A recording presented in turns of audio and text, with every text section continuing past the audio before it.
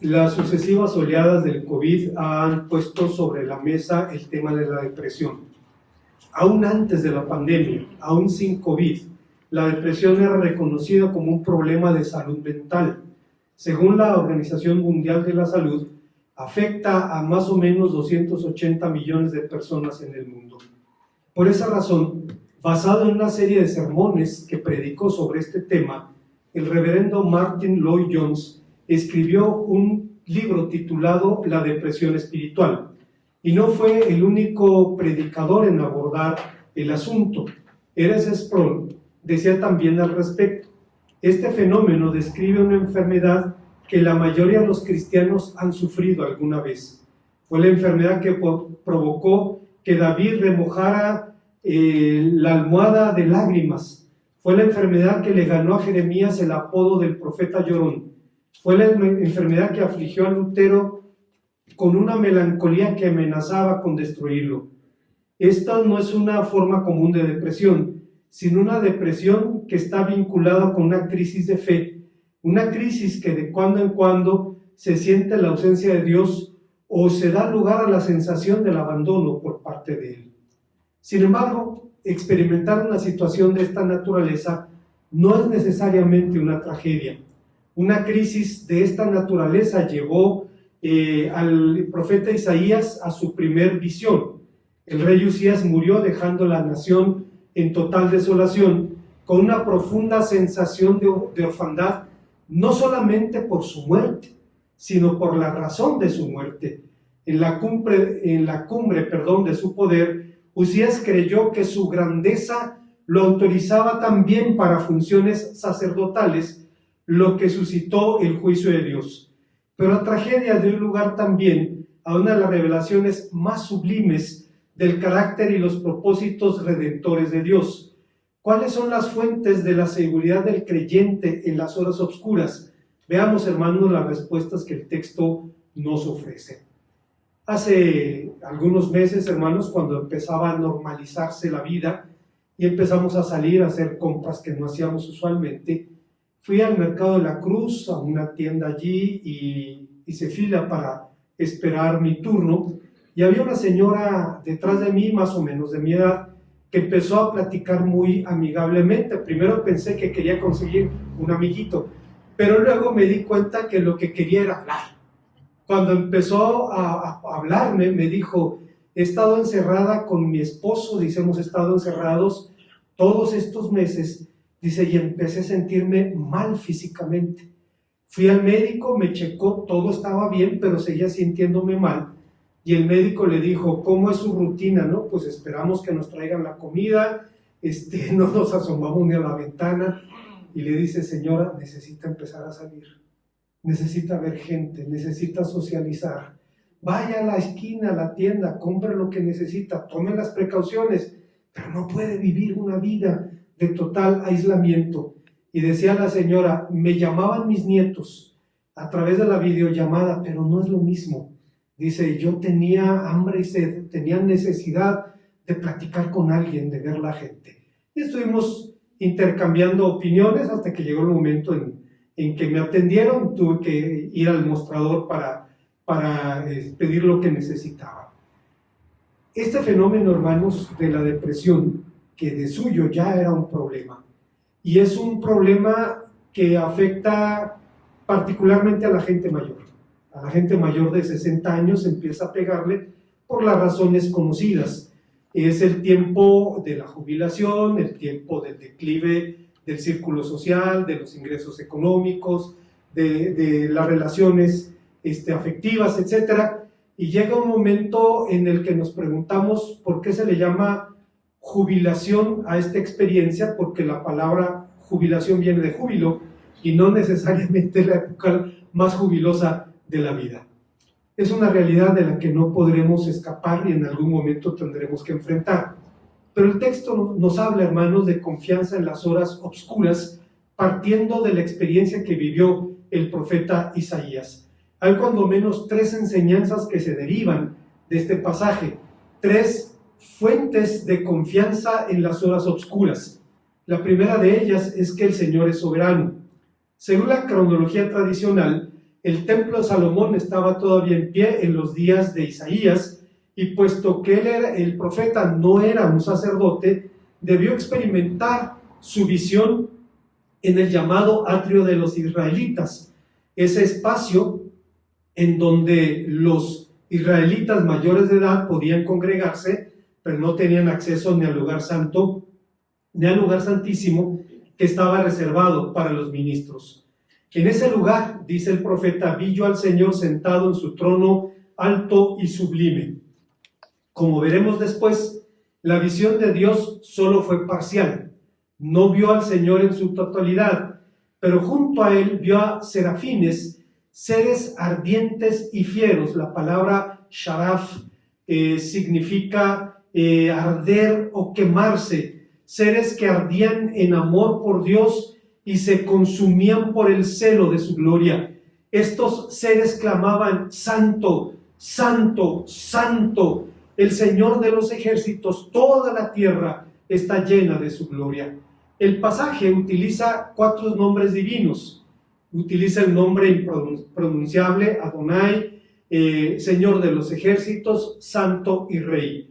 El nombre Señor de los ejércitos, como recordaremos, es un nombre antiguo, es un nombre del tiempo del profeta Samuel. Aparece por primera vez en ese libro, en el primer libro de Samuel, capítulo 1, versículo 3, y se dice que es posible que fuera el mismo Samuel quien lo utilizara para dar consuelo a Israel cuando era un pueblo débil y poco numeroso, mientras sus enemigos eran fuertes y numerosos. La verdad es que antes que Samuel lo usó su madre, y tal vez, dice la tradición judía, que cuando oró pidiéndole a Dios un hijo, le dijo: Señor de los ejércitos, si tienes millares y millares de criaturas, ¿será imposible para ti darme un solo hijo? Y Dios escuchó su oración. En ese momento, los israelitas pudieron recordar que al Dios al que servían era el Señor de los ejércitos, Señor de los ejércitos del cielo y de la tierra. Pero junto a ese nombre, el profeta llama también al Señor con uno de sus epítetos más descriptivos. Le llama Santo. La santidad de Dios es el atributo más exclusivo de su carácter. Lo hace diferente a todo lo que existe. En él, la santidad es incluso un atributo preético. Es decir, Dios no es santo por lo que hace. Dios hace lo que hace porque es santo. Es un atributo preético. Ni siquiera empieza con su conducta. Su conducta es la expresión de su naturaleza. No es extraño entonces que en el libro de Levítico, llamado entre los judíos Santidades, y cuyo tema es justamente la santidad, ahorita voy a hacer un comentario sobre este libro. Santo, cuando se refiere a Dios, se escribe con una ortografía, y cuando se refiere al hombre, se escribe con otra ortografía. Fonéticamente hablando, la palabra es la misma. Es más o menos parecido a lo que hacemos cuando escribimos santo con mayúscula y santo con minúscula. Suena igual, pero en la lectura podemos identificar de quién estamos hablando, y lo mismo ocurre en el texto hebreo. Decía hace un momento sobre el libro de Levítico que es uno de los libros que más me cuesta trabajo leer. Debo ser honesto, hermanos. En algún momento decidí, ahora que empiece otra vez a leer la Biblia este año, voy a ir leyendo 5 capítulos del libro correspondiente y uno de Levítico hasta terminarlo, porque es difícil para mí, hermanos. Llega el momento en que es muy denso, pero su tema es la santidad. Y la clave de su interpretación es recordar que todo gira en torno a la idea de la santidad de Dios y de un pueblo consagrado para la alabanza de su gloria. La razón es que en Dios la santidad es absoluta, mientras que en el hombre es relativa. Isaías une ambos nombres, Señor de los ejércitos y Santo de Israel, en una de las más hermosas promesas dirigida a la nación en los días de angustia. Le dice: regocíjate, oh estéril, la que no daba a luz.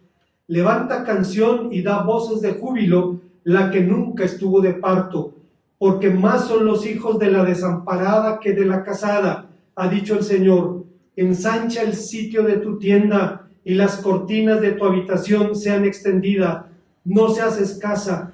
Alarga tus cuerdas y refuerza tus estacas, porque te extenderás a la mano derecha y a la mano izquierda, y tu descendencia heredará las naciones y habitará las ciudades asoladas.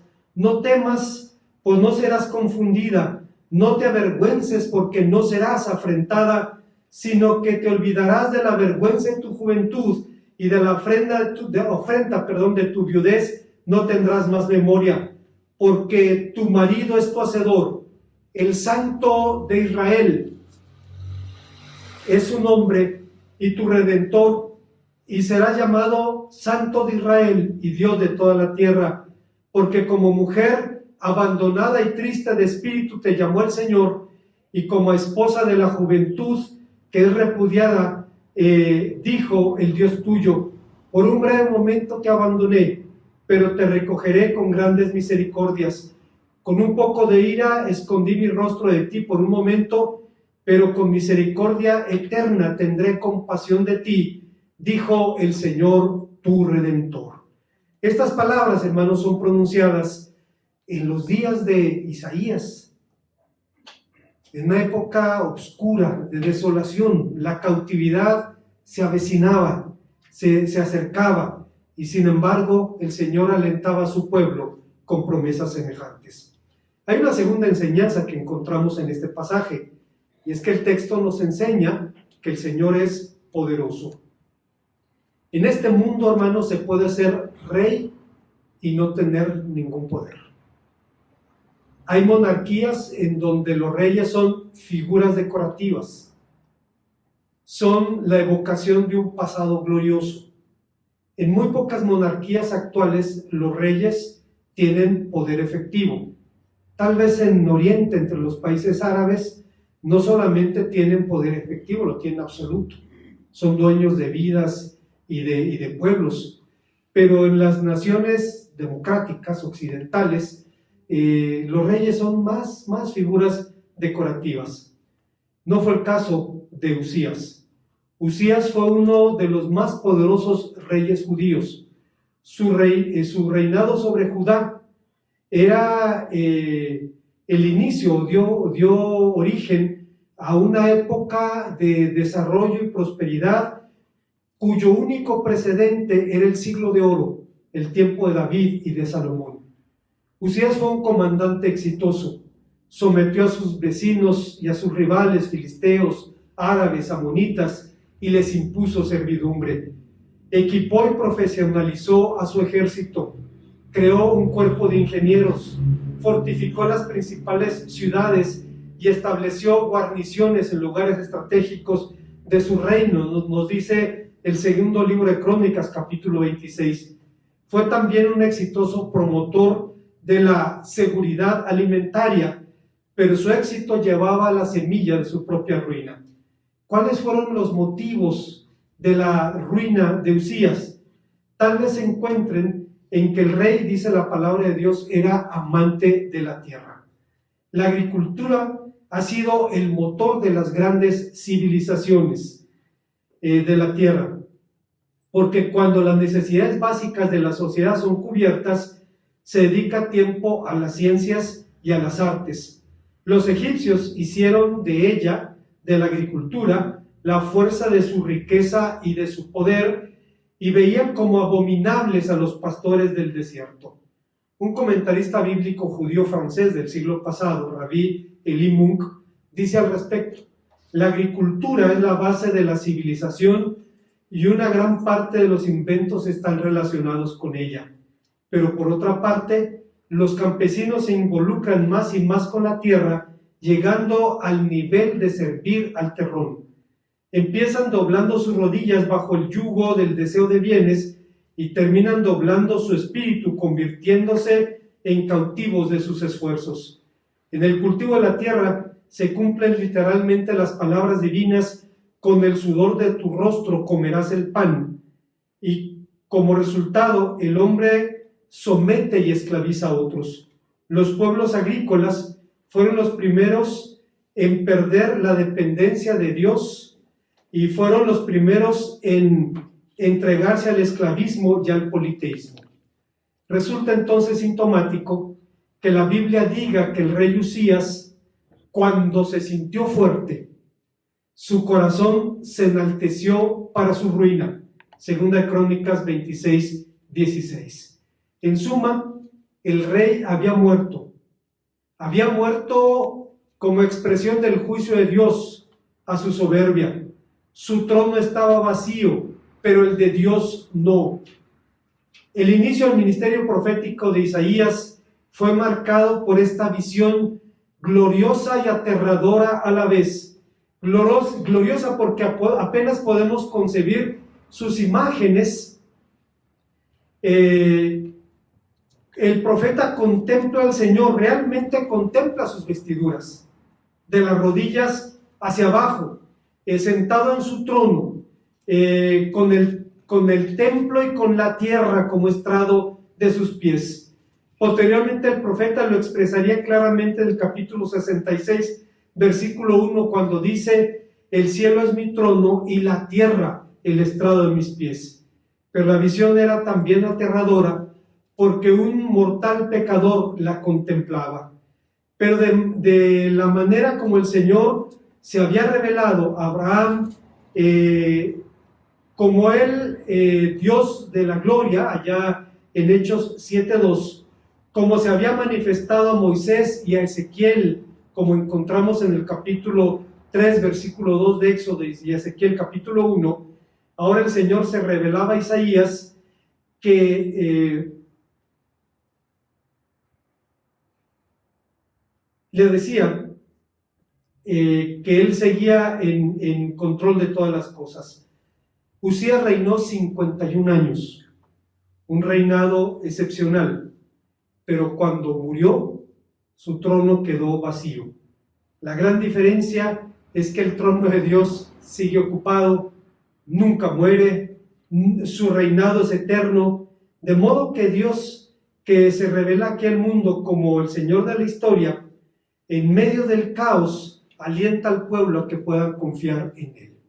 Hace un momento platicaba con mi hermana Adriana sobre una de nuestras jóvenes que va a ser sometida a una cirugía después de pasar por el COVID, y comentábamos, pero Dios está en el control, estamos vivos y Dios está con nosotros. Y como dijo el doctor Emilio Escobar, y si nos vamos con el Señor también, o sea, no pasa nada. Y esto, hermanos, cambia las cosas. Nos permite entender por qué San Pablo decía: si vivimos, para Él morimos. Y si morimos, para Él morimos. Así que sea que vivamos o que muramos, del Señor somos. Hay una tercera y última enseñanza en el pasaje. El profeta Isaías contempló una imagen gloriosa y entendió a la luz de ella que el Señor es misericordioso. Curiosamente, el poder y la presunción de la santidad suelen apartar a los hombres de los hombres. Comentaba hace algunos años, pero hace unos meses, que cuando entré a estudiar al seminario, mi familia vivía en la ciudad de Durango, alguien me dijo que en la catedral de Durango había una buena librería. Entonces fui a buscarla, pero es una manzana, es un laberinto de habitaciones, pasillos, patios, etcétera. Y pidiendo orientación a quien me encontraba, me fui introduciendo hasta que llegué a una sala donde una mujer estaba planchando el alba, la bata blanca que utilizan los sacerdotes para oficiar. Me acerqué a preguntarle por la librería y rocé con la mano la prenda. Y hermano, la mujer casi me mata. Yo no sabía que es algo que no se toca. Me disculpé con ella y yo respeto su punto de vista, porque hay cosas que yo también considero santas.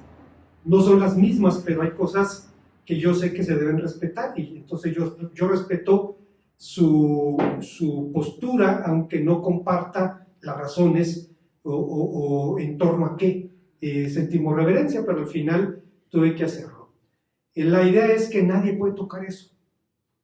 Eso aparta a los hombres de los hombres. El fariseo de la parábola se comparaba con el publicano y oraba a Dios diciéndole: Dios, te doy gracias porque no soy como los otros hombres, ladrones, injustos, adúlteros, ni como este publicano. Ayuno 2 veces a la semana, diezmo de todo lo que gano. Lucas 18:11. Hay algo bien interesante aquí. ¿Cuántas veces al año ordena la ley de Moisés ayunar? Una vez. Pero hubo quien pensó, hacerlo 2 veces a la semana es mejor. Estamos hablando de más de 100 días de ayuno. Si Dios dice 1, el hombre dice 100 es mejor. Imagínese usted a lo que llegamos. No sería la última vez que alguien pensara así. En su época, Francisco de Asís y sus seguidores fueron hostilizados por el alto clero debido a su intento de reavivar la pureza evangélica en la iglesia, lo que hacía más visible los lujos y la corrupción del alto clero. Francisco entendió que la única manera de que su movimiento sobreviviera, que no le pasara lo que le pasó a los cátaros, a los valdenses, etc., sería apelar al propio Papa para obtener su reconocimiento, y entonces decidió ir a buscar al romano pontífice, aunque el encuentro no fue nada grato. Justo L. González, un ilustre historiador evangélico, es cubano él, registra el encuentro entre el Papa Inocencio III y Francisco de Asís. Dice que el encuentro fue de la siguiente manera. Dice, esta entrevista entre Francisco e Inocencio III debe haber sido dramática. Inocencio era el papa más poderoso que la historia había conocido. A su disposición estaban las coronas de los reyes y los destinos de las naciones. Frente a él, el pobrecillo de Asís, a quien poco le importaban las intrigas de la época. El uno altivo, harapiento el otro. El Papa confiando en su poder, el santo confiando en el poder del Señor. Se cuenta que el pontífice recibió al pobrecillo con impaciencia. Vestido como estás, pareces más un cerdo que un ser humano. Vete a revolcar con tus hermanos los cerdos. El hombre asintió, buscó una pocilga, se revolcó allí algún tiempo, y así como estaba, regresó delante del Papa y le dijo: Señor, he hecho lo que tú me ordenaste, ahora te suplico que tú hagas lo que yo te pido. Y ese hombre entendió: este hombre vale la pena. Con alguien así como él no se puede jugar. Y fue la razón por la que su destino no fue el de otros grupos que buscaban recobrar la pureza evangélica en la iglesia. Pero ¿sabe qué?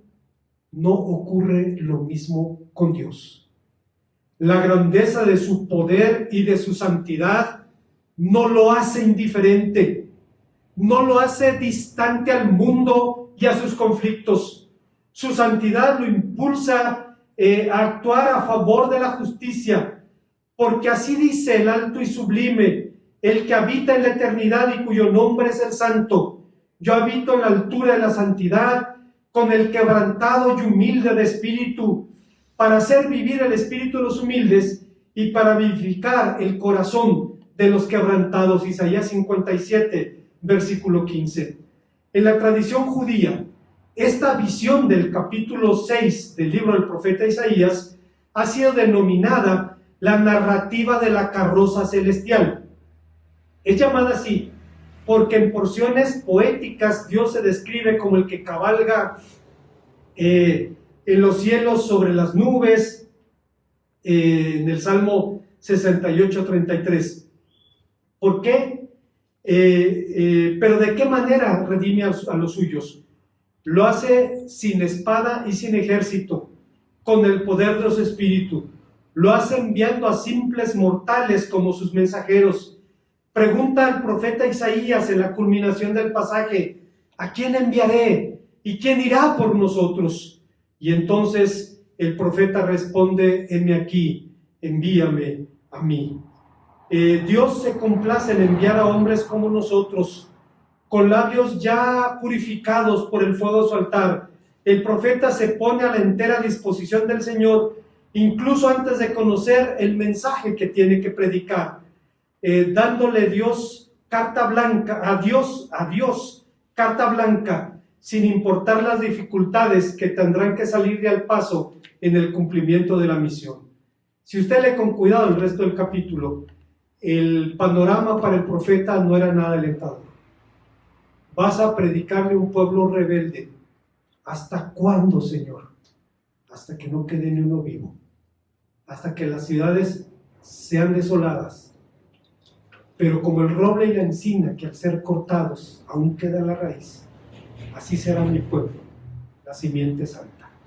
Y el profeta se dispuso a enfrentar el llamamiento y sus consecuencias. Como conclusión, es claro que la visión de Isaías tenía como propósito alentar a su pueblo en una de las horas más oscuras de suyo ya difícil historia. Pero creo que esta visión sigue teniendo el mismo propósito para nosotros. En los tiempos difíciles, hermanos, podemos volver una y otra vez este capítulo y encontrar que Dios sigue sentado en su trono. John Piper hace 7 aplicaciones de este texto que creo que son útiles para nosotros en este momento. Primero, nos recuerda que Dios vive. Usías estaba muerto, pero Dios sigue viviendo. Dios era el Dios viviente. Cuando este universo colisione, Dios será el Dios viviente cuando este universo colisione. No hay un solo líder en el mundo que pueda permanecer en el poder más de 50 años.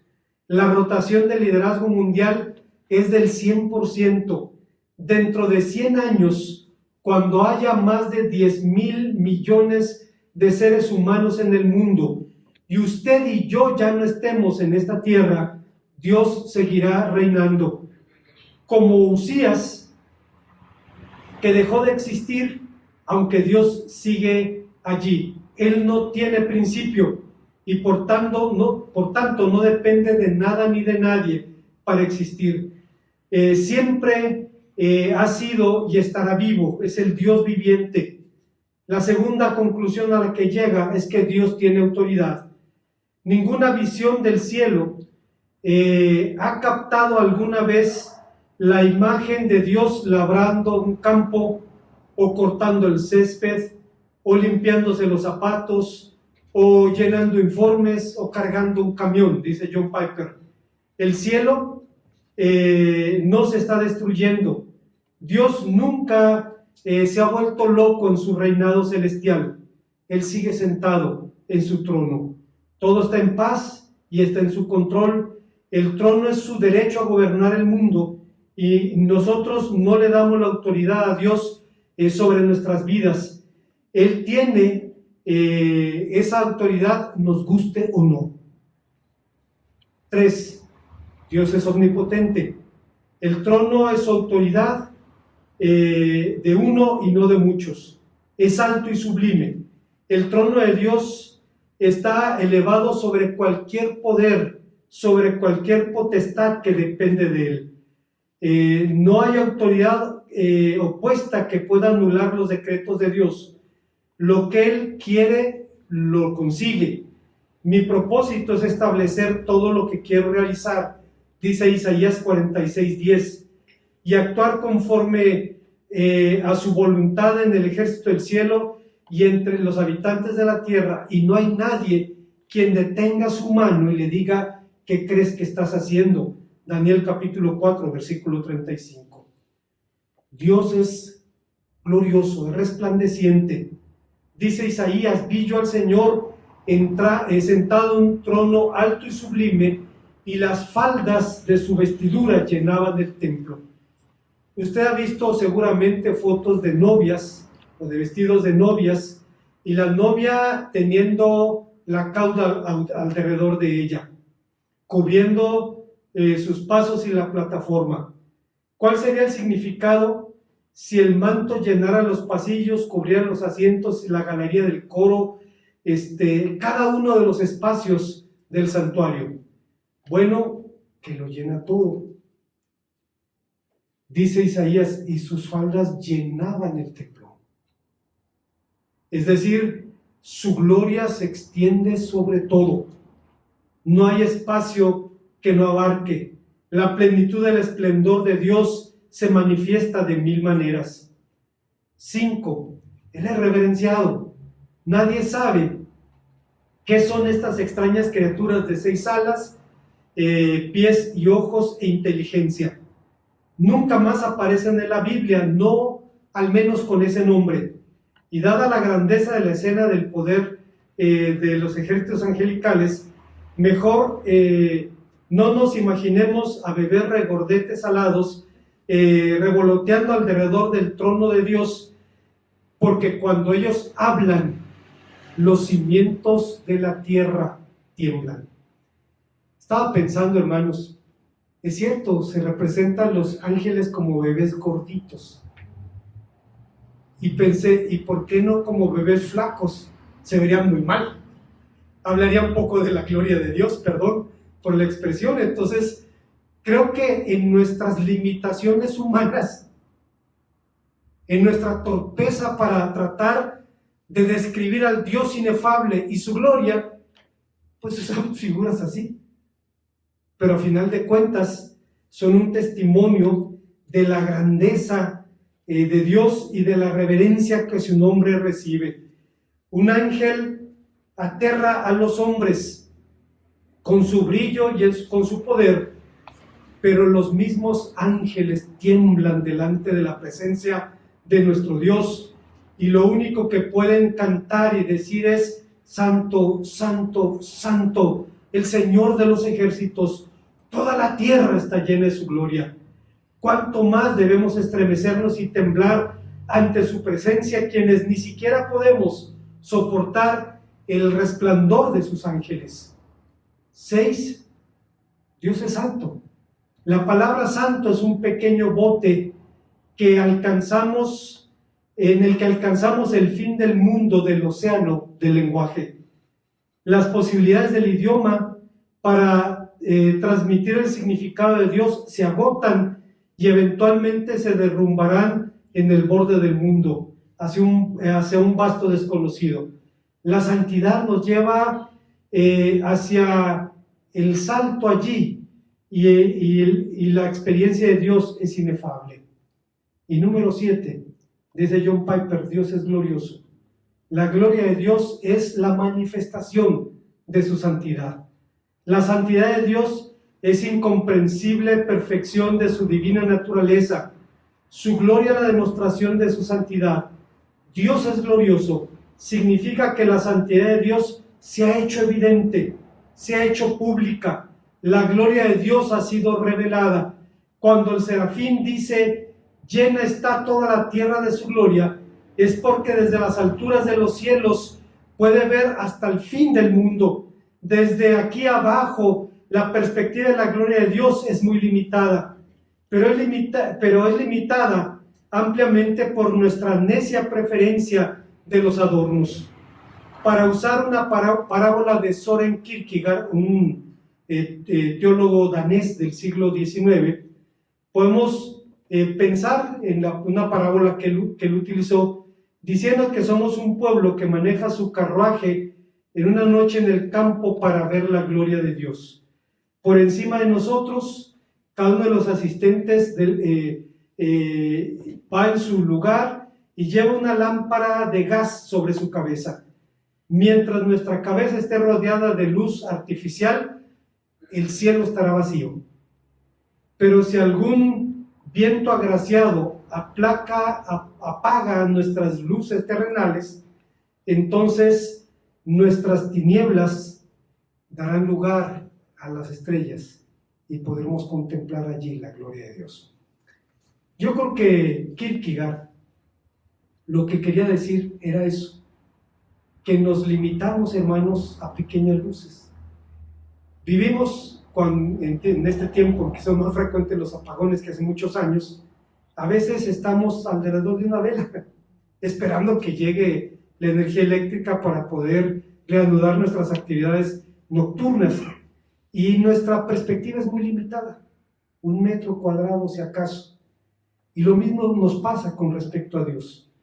Las definiciones doctrinales, los testimonios, los libros de teología arrojan luz, pero no pueden compararse, hermanos.